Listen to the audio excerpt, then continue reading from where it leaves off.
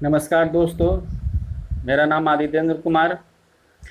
मैं आज आप लोग से परसेंटेज से संबंधित और नया क्वेश्चन का डिस्कशन यहाँ पर करने जा रहा हूँ। ये मेरा वीडियो नंबर 11 है। और उसके बाद आज बहुत सारे कुछ अलग क्वेश्चन वैसे आएंगे जो काफ़ी प्रतियोगी परीक्षा में पूछे गए हैं और आगे जो प्रतियोगी परीक्षा होने वाले हैं उसमें आने की संभावना पूरी तरह से है इसको। तो हम लोग आज का जो पहला क्वेश्चन है उसकी ओर चलते हैं, देखते हैं हम लोग क्या है आज। पहला क्वेश्चन आज है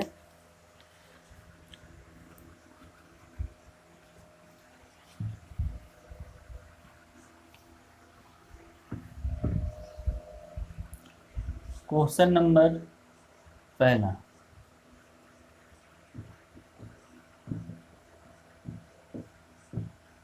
सुमन की आय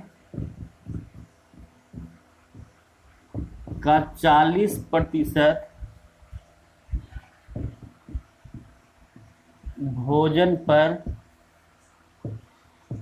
शेष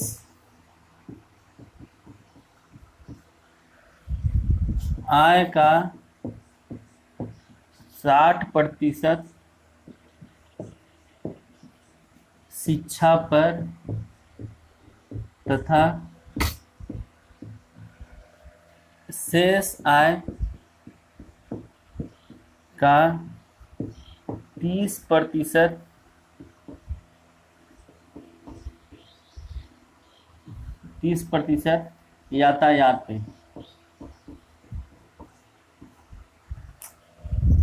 पर खर्च करता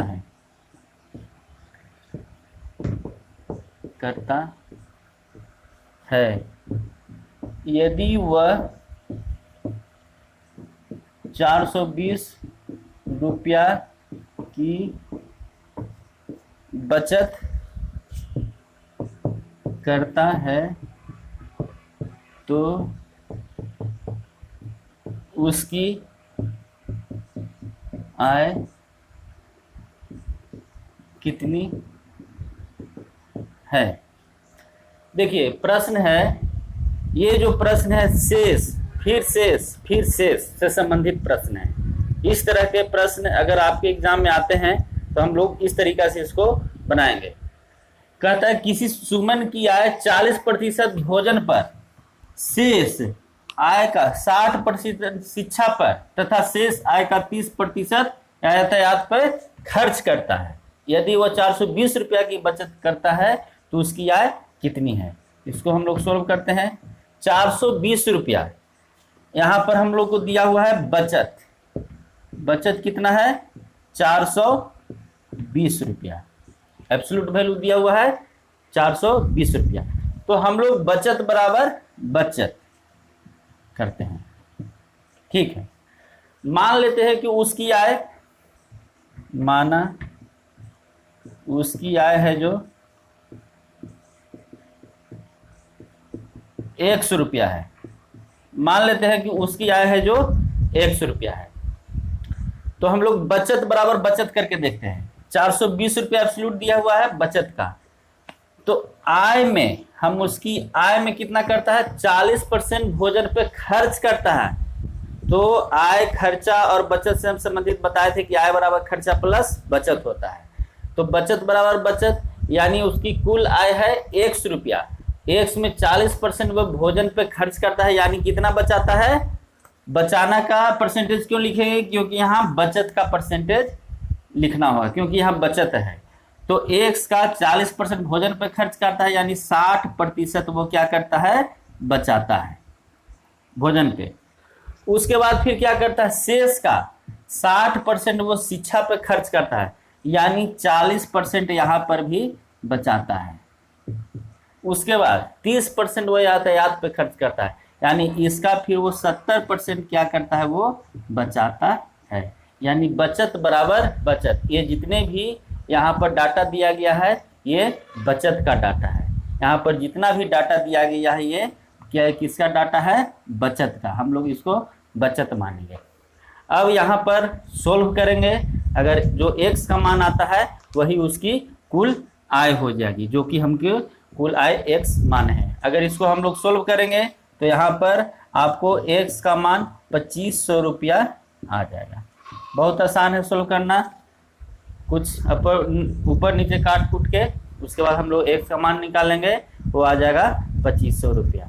सबसे इम्पोर्टेंट इसमें देखने की बात है कि हम लोग एब्सोल्यूट वैल्यू किसका दिया हुआ है, बचत का, तो हम लोग यहाँ पर बचत लिख दिए। यहाँ पर हम लोग को डाटा दिया हुआ है खर्च का, लेकिन हम लोग को खर्च का डाटा नहीं लिखेंगे, हम लोग यहाँ पर बचत का डाटा लिखेंगे। जब 40% खर्च हुआ है तो 60% बचेगा, जब 60% खर्च हुआ है तो 40% बचेगा, जब 30% खर्च हुआ है तो 70% बचत होगा। अब यहाँ इसलिए हम लोग किए क्योंकि एब्सोल्यूट वैल्यू हमको किसका दिया हुआ है, बचत का दिया हुआ है। अगर हम डायरेक्ट यहाँ पर 60 का 40% लिखते, 60% लिखते, 30% लिखते तो यहाँ पर किसका वो हो जाता है, यहाँ पर वो खर्च का यहाँ पर डाटा लिख देते, लेकिन खर्च बराबर बचत नहीं हो सकता, इसलिए हम लोग बचत बराबर बचत करेंगे और बचत बराबर बचत का हम लोग दोनों तरफ डाटा लिखेंगे। इस प्रकार हम इसको सोल्व करे हैं तो x का मान आपको 2500 रुपया आ जाएगा।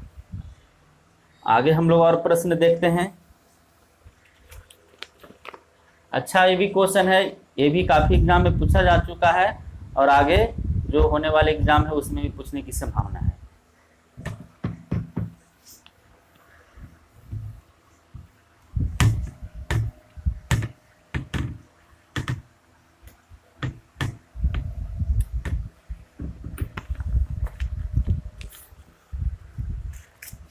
क्वेश्चन नंबर 2, किसी लाइब्रेरी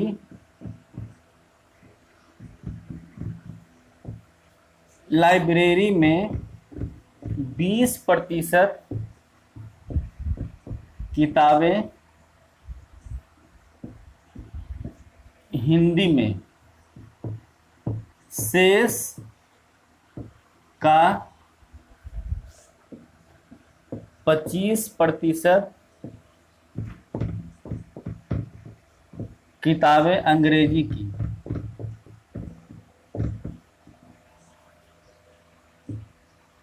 अंग्रेजी में, तथा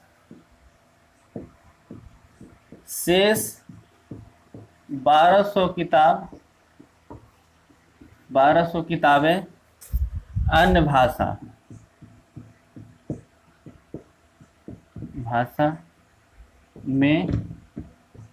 है, तो लाइब्रेरी में कुल कितने किताबें हैं, लाइब्रेरी में कुल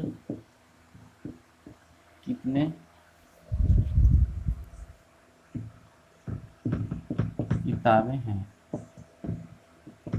देखिए, किसी लाइब्रेरी में 20% किताब हिंदी में, शेष का 50% किताबें अंग्रेजी में तथा शेष 1200 किताबें अन्य भाषा में हैं, तो लाइब्रेरी में कुल कितने किताबें हैं। इसको हम लोग सॉल्व करते हैं। हम यहाँ पर मान लेते हैं कुल को मान लेते हैं x। इसमें कौन कौन की भाषा किताब है, इसमें है हिंदी, उसके बाद इंग्लिश, उसके बाद अदर, अन्य भाषा की किताबें हैं। ठीक है, तो हम लोग क्या करते हैं, हम लोग कुल में सबसे पहले देखते हैं एब्सोल्यूट वैल्यू किसका दिया हुआ है, अदर का। अदर का कितना है, ये 1200 रुपया अदर किताब का है, वो न तो हिंदी का है और न कि इंग्लिश का है। तो हम लोग टोटल मान लेते हैं। यहाँ पर भी अदर हम लोग लेके चलते हैं। अदर में क्या क्या हो सकता है, एक्स का 20% किताब कितनी है, हिंदी का, यानी 80% किताब है जो हिंदी का नहीं है, अदर है। जब 20% किताब हिंदी में है तो उसका 80% किताब हो जाएगा हिंदी का नहीं है, यानी अदर भाषा में वो किताब है। उसके बाद फिर हम लोग चलते हैं, शेष का 50% किताब अंग्रेजी का, यानी 50% जब अंग्रेजी का है तो 50% किताब अंग्रेजी का नहीं है, यही हो गया बराबर। यहाँ पर अदर बराबर अदर, अदर का डाटा इधर, अदर का डाटा एब्सोल्यूट वैल्यू इधर। इसको हम लोग सोल्व करेंगे तो x का मान आ जाएगा 3000 किताबें, यानी लाइब्रेरी में कुल किताबों की संख्या कितनी है, 3000 है, यानी कुल किताब की संख्या 3000 है। इस प्रकार से हम लोग इस प्रश्न को बना सकते हैं जो शेष से संबंधित प्रश्न पूछे जाते हैं। इसमें थोड़ा सा यही देखना है कि जो एब्सोल्यूट वैल्यू जो दिया हुआ है अदर का, उसी एब्सोल्यूट वैल्यू का डाटा इधर भी हम लोग को अदर का ही रखना है। ऐसा नहीं कीजिएगा कि यहाँ पर 20/100 और यहाँ 50/100, ये गलत हो जाएगा। अगर जब 20% किताब हिंदी की नहीं है, यानी 80% किताब हिंदी की नहीं है। जब 50% किताब अंग्रेजी की है, यानी 50% किताब अंग्रेजी की नहीं है, और यही हो गया अदर का एब्सोल्यूट वैल्यू। यहाँ पर x का मान निकालते हैं, वो आ जाता 3000, जो कि कुल किताब का संख्या यहाँ पर ये है। आगे हम लोग और चलते हैं।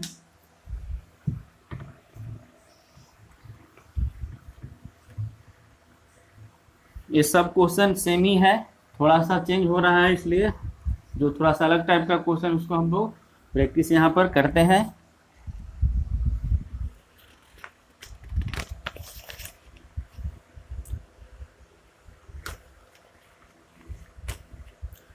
तीसरा क्वेश्चन है, किसी स्कूल में 10% छात्र क्रिकेट शेष का 20% छात्र हॉकी तथा शेष का 30% छात्र फुटबॉल खेलते हैं।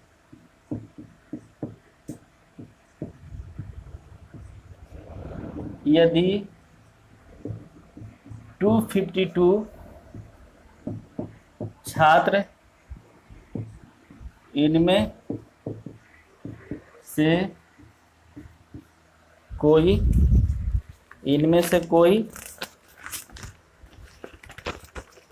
कोई भी खेल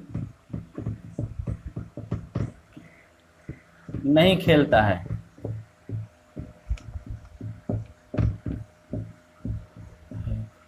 तो उस स्कूल में कुल कितने छात्र हैं।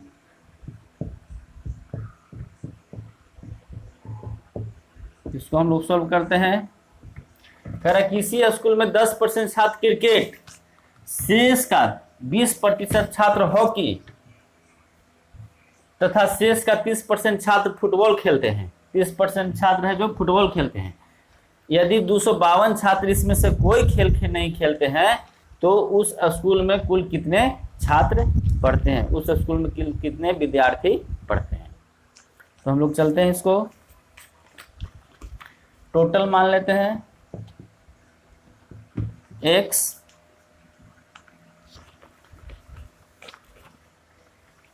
एब्सोल्यूट वैल्यू दिया हुआ है अदर का, अदर मान के चलते हैं, कोई खेल नहीं खेलता है ये। यहाँ पर भी अदर का हम लोग डाटा लिखते हैं। टोटल मान लिए x, कुल विद्यार्थियों की संख्या कितनी है x। अब हम लोग देखते हैं x में क्या क्या होता है। 10% छात्र क्रिकेट नहीं खेलते हैं, यानी 90% छात्र क्रिकेट, 10% छात्र क्रिकेट खेलते हैं, यानी 90% छात्र क्रिकेट नहीं खेलते, यानी अदर खेल खेलते हैं। ठीक है। उसके बाद 20% छात्र हॉकी खेलते हैं, यानी 80% छात्र अदर खेल खेलते हैं। उसके बाद 30% छात्र फुटबॉल खेलते हैं, यानी 70% छात्र है जो अदर खेल खेलते हैं। अदर बराबर अदर, यहाँ x का मान निकालेंगे, वो आ जाएगा उस स्कूल में कुल इतने विद्यार्थी थे। इसको हम लोग सोल्व करेंगे, तो जब हम लोग इसको बराबर सोल्व करेंगे तो x बराबर आ जाएगा आपका 500 विद्यार्थी, यानी कुल विद्यार्थी की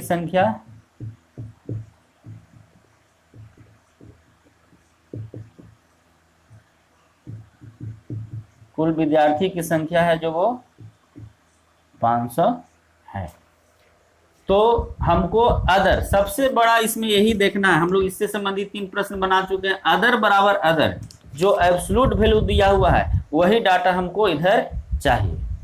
ये नहीं कि इधर अदर का इधर जो भी खेल खेल रहा है उसका, यानी यहाँ पर ऐसा नहीं करेंगे x का 10/100, उसका 20/100, उसका 30/100, यानी ये अदर नहीं हुआ। ये तो जो खेल खेल रहे हैं वो उसका डाटा हुआ, यानी इधर अदर का डाटा, इधर अदर का एब्सोल्यूट वैल्यू, दोनों जब भी बराबर होगा तभी होगा। यहाँ पर भी अदर का ये डाटा है, यहाँ पर भी ये अदर का एब्सोल्यूट हुआ, यानी बराबर के कॉन्सेप्ट से अदर बराबर अदर। इस प्रकार से हम लोग x का मान निकालेंगे, वो आपका 500 छात्र हो जाएगा। हम लोग और आगे चलते हैं।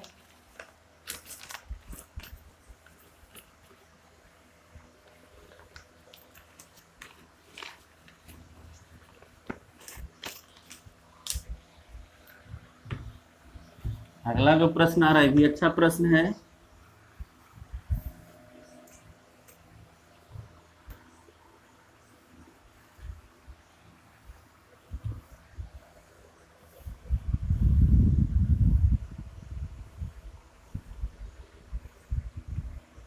खेल से ही संबंधित को प्रश्न है ये। किसी सर्वेक्षण में सर्वे कराया गया तो उसमें देखा गया 30% लोग क्रिकेट को तथा शेष के 60% लोग फुटबॉल को तथा शेष ने हॉकी को पसंद किया। यदि क्रिकेट तथा हॉकी, यहाँ पर हॉकी पसंद करने वालों की संख्या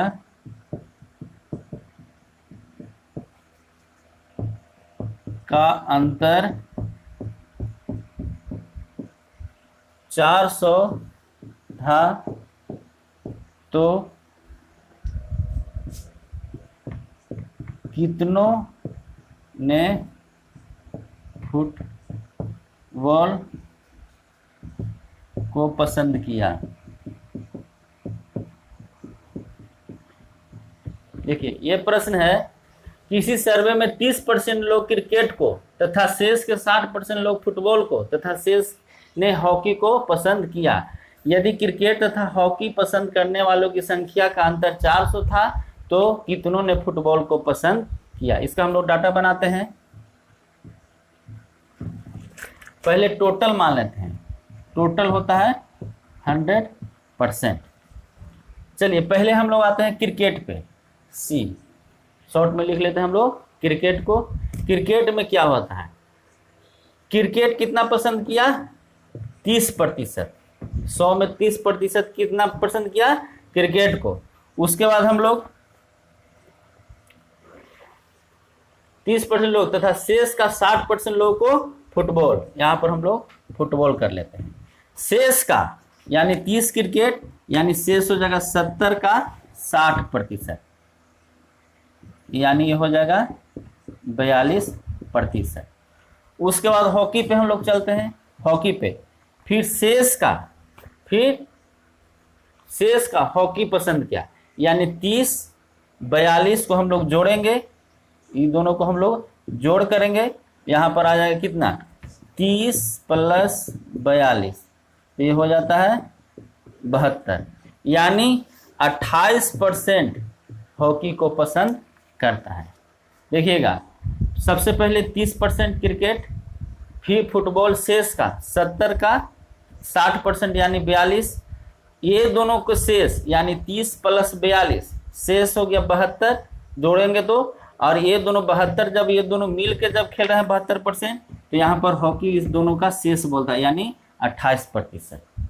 28% कैसे होगा, 100 में से 72 जाएगा तो यानी 28% होगा। यानी हमारे पास क्रिकेट, फुटबॉल, हॉकी तीनों का डाटा यहाँ पर मौजूद हो गया। अब हम लोग प्रश्न की ओर चलते हैं। कह रहा है कि क्रिकेट और हॉकी को जो पसंद करते हैं उनके बीच का अंतर कितना है, 400 है।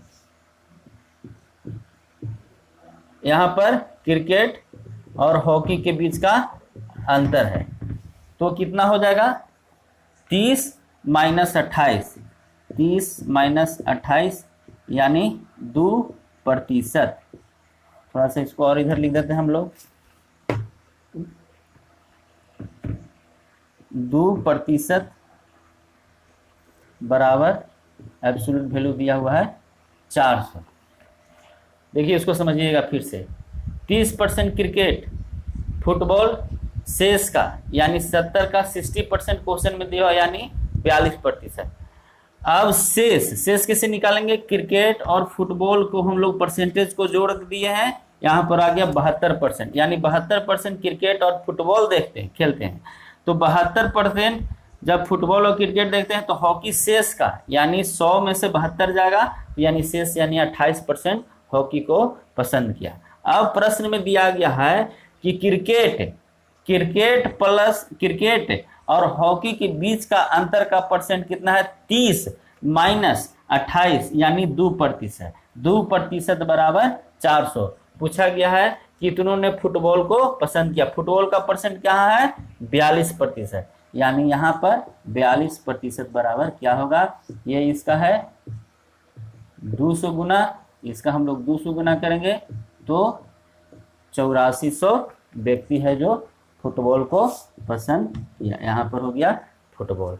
इस प्रकार से इस प्रश्न को हम लोग बना सकते हैं। जैसे जैसे क्वेश्चन कहेगा वैसे वैसे हम लोग को स्टेप चलना है। अगर थोड़ा सा भी डाटा में दिक्कत कर दिए तो ये प्रश्न गलत बन जाएगा। इसलिए जैसे जैसे कहा गया है, पहले क्रिकेट 30%, फुटबॉल शेष का यानी 70 का 60% यानी 42, हॉकी कैसे निकालें 28%, ये दोनों को जोड़ दिए, जोड़ने के बाद जो शेष जोड़ते हैं वो 72% आता है, यानी 100 में 72 ये दोनों खेलता है, यानी 28% हॉकी खेलता है। उसके बाद बोल रहा है कि क्रिकेट और हॉकी के बीच का अंतर कितना दिया हुआ है, एब्सोल्यूट वैल्यू 400। उसके बाद फुटबॉल का परसेंटेज पूछ रहा है, फुटबॉल का परसेंट 42% होता है, यानी 2% बराबर 400, तो 42% बराबर 8400। इस प्रकार से हम इस प्रश्न को बना सकते हैं। उसके बाद आगे देखते हैं हम लोग। और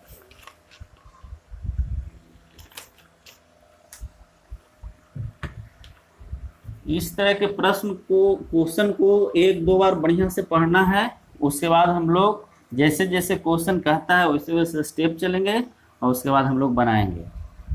अगर गलत स्टेप लिए तो प्रश्न गलत हो जाएगा। अगर इसको बार बार बनाइएगा तो ज़्यादा आप लोग को समझ में आएगा।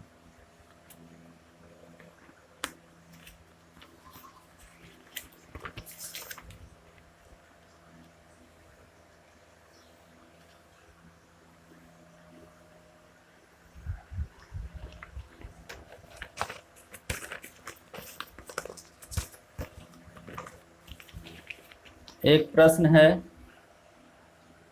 अगला क्वेश्चन, किसी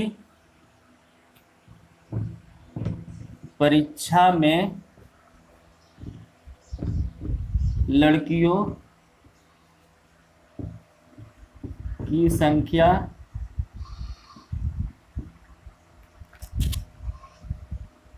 गर्ल्स लिख देते हैं।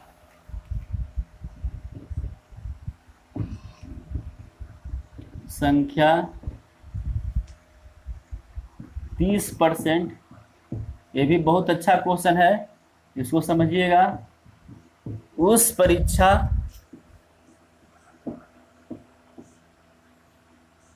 में 70% बॉयज तथा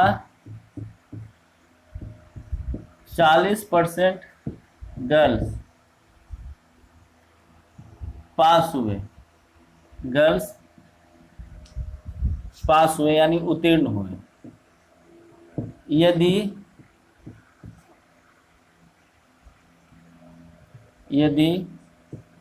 360 गर्ल्स उस परीक्षा में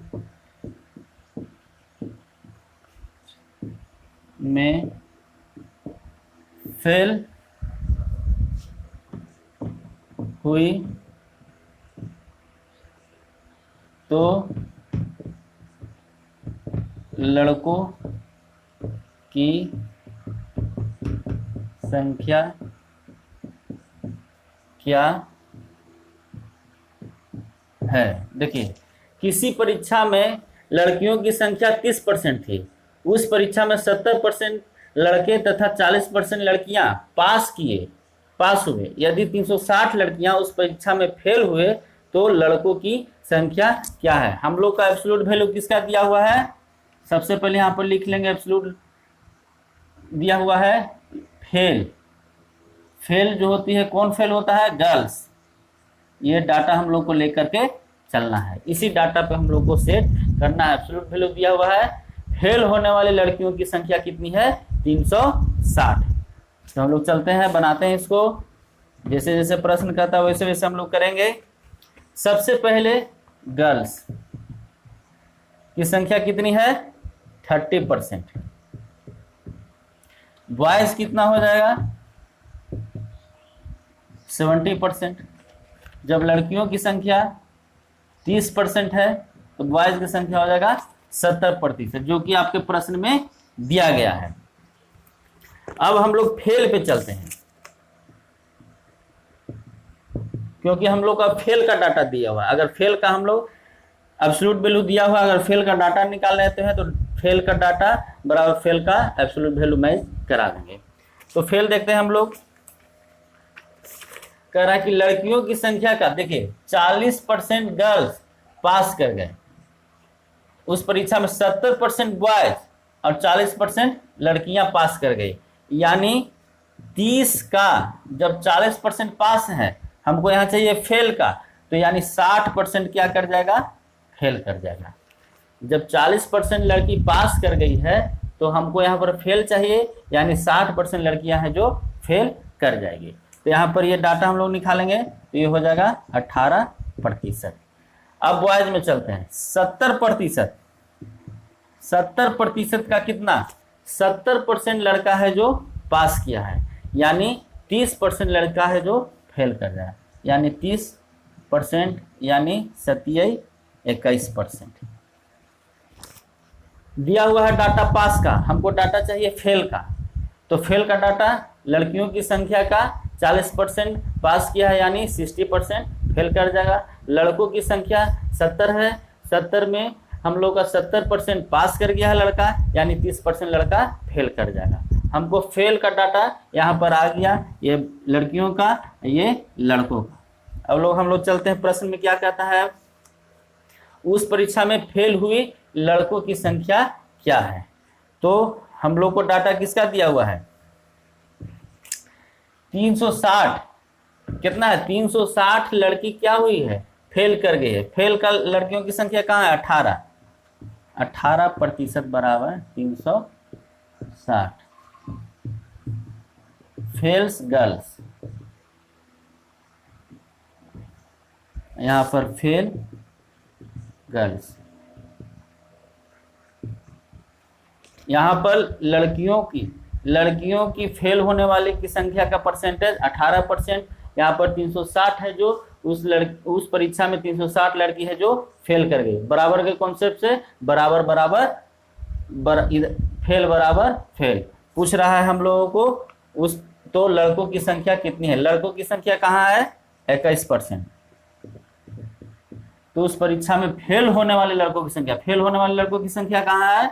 यहाँ है परसेंट के रूप में। तो हम लोग इसको निकालते हैं। ये आपका 20 गुना हो जाएगा, यानी 21 का 20 गुना हम लोग 420 लड़का है जो 420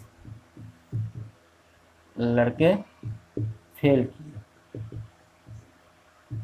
देखिए फेल बराबर फेल का हम लोग डाटा किए। यहाँ पर जो लड़के फेल है उसका यहाँ पर पूछ रहा है, तो यहाँ पर फेल बॉयज, यही प्रश्न में पूछा गया कि लड़कों कितने लड़के हैं जो उस परीक्षा में फेल कर गए, यानी 21%, यानी 420 लड़के हैं जो इस एग्जाम में फेल कर गए।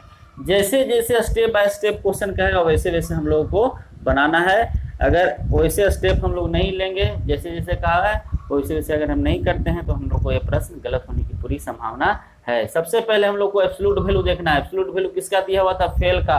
तो हम फेल वाले लड़कियों को संख्या को लेंगे। हमको यहाँ पर पास से कोई मतलब नहीं है, हम यहाँ पर हमको मतलब रह गया फेल से, क्योंकि एब्सोल्यूट वैल्यू दिया हुआ है फेल का। इस पर आगे हम एक और क्वेश्चन देखते हैं।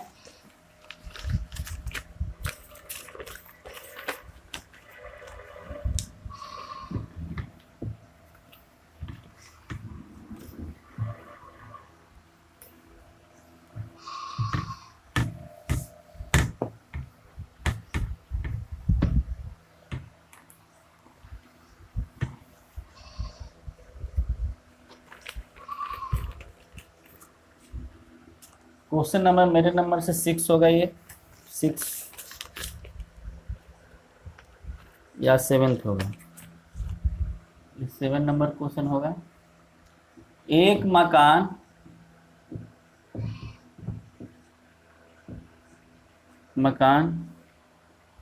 का उसकी वास्तविक कीमत में 80% राशि का बीमा किया गया है।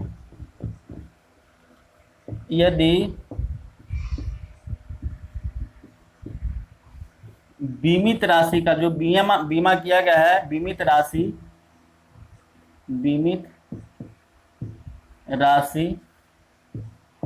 का 20% की दर से बीमा का प्रीमियम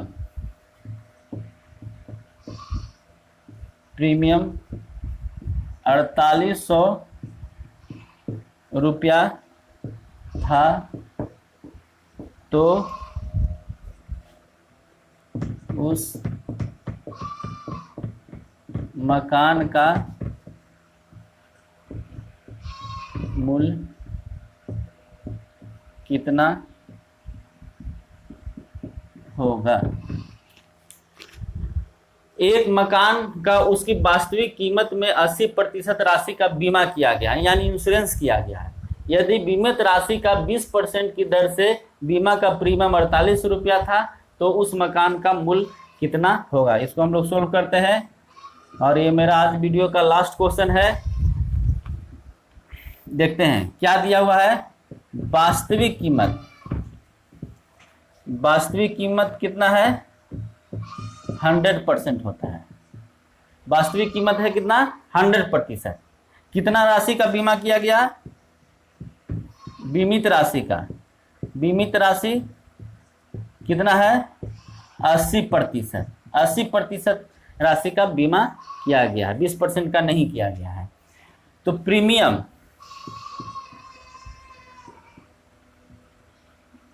कितना है? प्रीमियम यदि बीमित राशि का 20% की दर से बीमा का प्रीमियम 4800 है, तो यानी 80% का 20% है जो 20% जो प्रीमियम है जो 4800 रुपया है, तो हम लोग 80 का 20% निकालते हैं, यानी ये 16% हो जाएगा। यही राशि एब्सोल्यूट वैल्यू यहाँ पर दिया हुआ, जो कि प्रीमियम कितना है 4800 रुपया है। तो हम लोग बराबर के कॉन्सेप्ट से करते हैं, यानी 16 बराबर 4800 रुपया हो जाएगा। पूछ रहा है कि मकान का मूल्य कितना है। मकान का मूल्य कितना होता है 100%। 100% वास्तविक कीमत है, यानी 16 × 48 3000। इसका हम लोग 300 गुना करेंगे, 30,000 रुपया उस मकान का वास्तविक मूल्य होगा।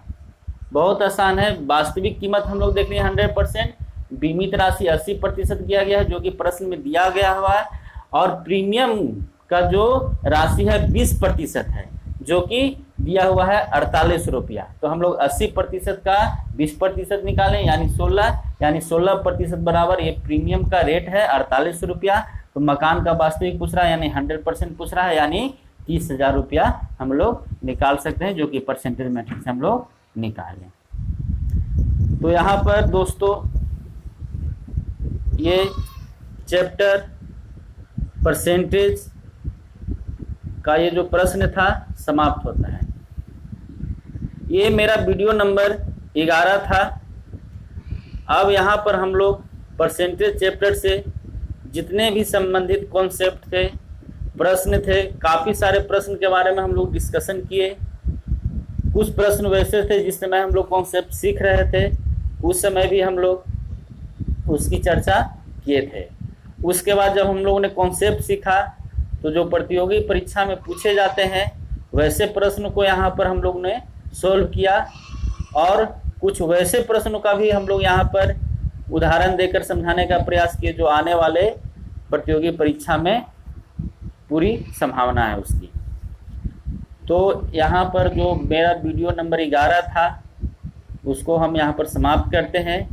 परसेंटेज चैप्टर से संबंधित मैंने 11 वीडियो आप लोग के सामने प्रस्तुत किया हूँ, और हम आशा करते हैं कि जो 1 से लेकर के 11 तक वीडियो शुरू से लेकर के सीरियल वाइज 1 से लेकर के 11 तक जो वीडियो देखे हैं उनको पूरी तरह से परसेंटेज क्या होता है, इस पर आधारित प्रश्न कैसे पूछे जाते हैं, कैसे बनता है, वो सारी चीज़ आपको समझ में आ जाएगा।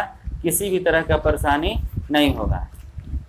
सबसे पहले आपको क्या करना है, जब परसेंटेज मेथड या परसेंटेज चैप्टर जब पढ़ने के लिए बैठिएगा तो मेरा पहला वीडियो से लेकर अंत वीडियो यानी 11 नंबर तक आप सबसे पहले देखिएगा। उसमें जितने भी कॉन्सेप्ट है, छोटा से छोटा जो शब्द मेरे द्वारा दिया गया है, जो बताया गया है, उसको ध्यान में रखना है। कॉन्सेप्ट को अच्छे से प्रैक्टिस करना है।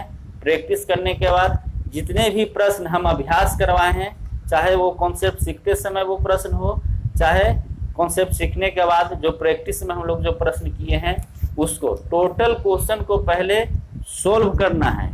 किसी भी किताब से अभी नहीं बनाना है। जब ये टोटल हम लोग क्वेश्चन को आप लोग सोल्व कर लीजिएगा, पूरी तरह से समझ लीजिएगा, तो आप किसी भी तरह का किताब, कोई भी राइटर का किताब आप बनाने के लिए बैठिएगा। हमको पूर्ण आशा है कि किसी भी किताब में आपको किसी तरह की समस्या नहीं होगी।